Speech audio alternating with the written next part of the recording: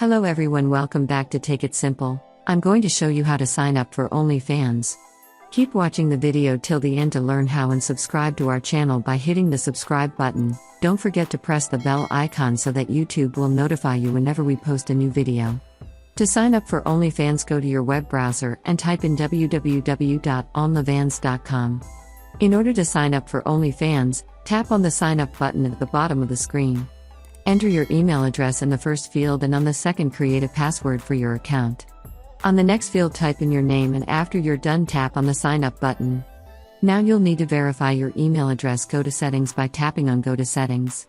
Now go check your email, open the email that has been sent to you and click on the link that has been attached with the email. Go check your email and copy the code that has been sent to you. Enter the code and tap on the next button. Your email address has been verified. Tap on close and go back and you'll be successfully signed up to OnlyFans account.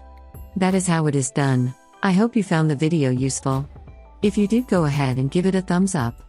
Feel free to comment down below in the comment box if you have a question or feedback. I'll be back soon with more tutorial episodes again.